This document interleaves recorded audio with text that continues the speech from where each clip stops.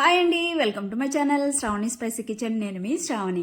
ఇవాళైతే నేను lunch box కోసం అయితే ఈజీగా అలానే సింపుల్గా మార్నింగ్ హడావిడి లేకుండా అయిపోయేటువంటి రెసిపీ అండి, క్యాప్సికమ్తో రైస్. ఎప్పుడు కర్రీస్ ఫ్రైలు చేసుకొని తింటాం కదా, ఇలా అయితే ట్రై చేయండి. పిల్లలు కూడా చాలా అంటే చాలా ఇష్టంగా తింటారు. లంచ్ బాక్స్కి పెట్టారంటే మొత్తం ఖాళీ అయిపోతుంది కంపల్సరీగా. ఇదైతే చాలా కమ్మగా ఉంటుంది. అందులోనూ అందరికీ తెలిసిన రెసిపీనే, కాకపోతే ఒక్కొక్కరు చేసే తీరు ఒకలా ఉంటుంది కదా, అందులోనూ కొద్దిగా మార్పులు అనేవి ఉంటాయి. కాబట్టి తప్పకుండా అయితే ఒకసారి ఇలా ట్రై చేసి చూడండి, ఖచ్చితంగా అయితే నచ్చుతుంది. లేట్ చేయకుండా ప్రాసెస్లోకి అయితే వెళ్ళిపోదాం. ముందుగా అయితే కడాయి పెట్టుకొని వేడెక్కాక ఒక గుప్పెడు పల్లీలు వేసుకొని దోరగా వేయించుకోవాలి.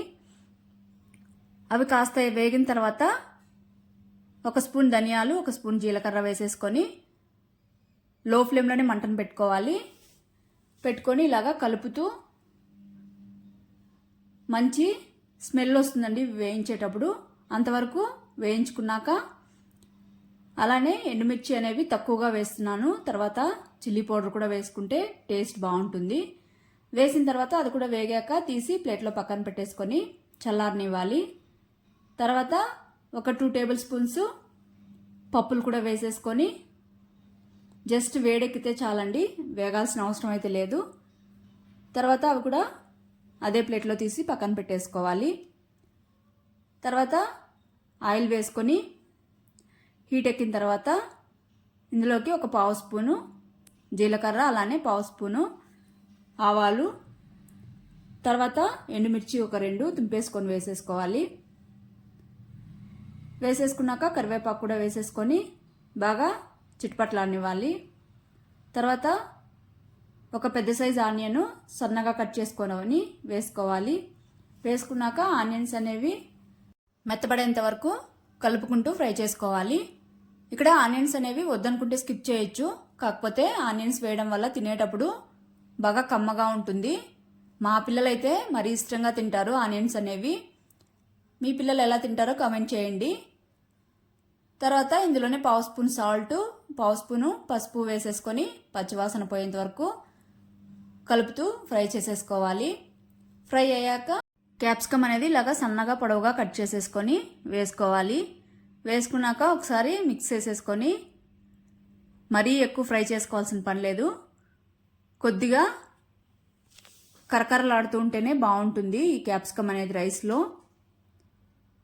తర్వాత అయితే మిక్సీ జార్ తీసుకొని మనం వేయించుకున్న పప్పులన్నీ మిక్సీలోకి ట్రాన్స్ఫర్ చేసేసుకొని ఇందులోనే 1 స్పూను కొబ్బరి పౌడరు, అలానే ఒక 1/2 స్పూను సాల్ట్, 1/2 స్పూను కారం వేసేసుకొని బాగా మిక్సీ పట్టేసుకోవాలి. మరీ మెత్తగా కాకుండా అలానే మరీ బరకగా కాకుండా ఇలాగ మీడియంగా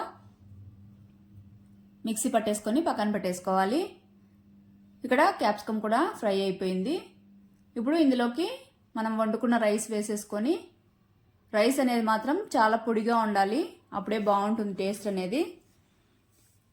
రైస్ మొత్తం వేసేసుకొని ముందుగా క్యాప్సికమ్ మొత్తం మిక్స్ అయ్యేలాగా బాగా కలిపేసుకోవాలి రైస్ని. ఇలాగ మొత్తం రైస్ బాగా మిక్స్ చేసేసుకున్నాక ఇప్పుడైతే మనం మిక్సీ పట్టుకున్నాం కదండి, ఆ పౌడర్ కూడా వేసేసుకొని మొత్తం ఒకసారి బాగా మిక్స్ చేసేసుకోవాలి రైస్కి పట్టేలాగా. ఇదైతే రైస్ మొత్తం కలుపుకున్న తర్వాతే వేయడం వల్ల బాగా పొడిగా బాగుంటుంది.